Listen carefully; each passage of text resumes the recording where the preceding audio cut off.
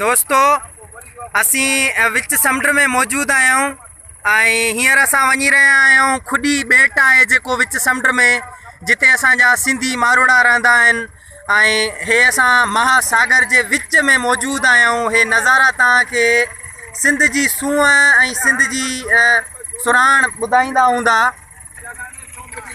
हे असांजी सॼी टीम आहे, असां वञूं पिया खुडी ॿेट ते।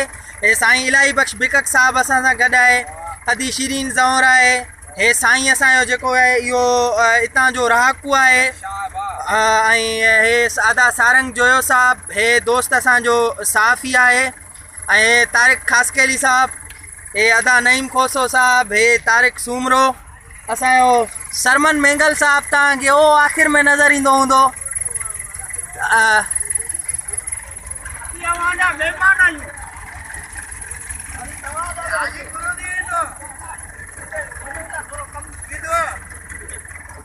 असां वञूं पिया आदमशुमारी सुजागी कामेटी सॼी असां सां गॾु आहे ऐं असां उते वेंदासीं उन्हनि ॿेटनि ते जिते कंहिं बि माण्हू जी रसाई कोन थी सघे ऐं कंहिं माण्हू खे का इहा ख़बर कोन्हे त उते बि के माण्हू रहनि था। उहे असांजा सिंधी भाइर आहिनि, सिंधी असांजा मारोड़ा आहिनि। असां उन्हनि वटि वञी उन्हनि खे आदमशुमारी जे हवाले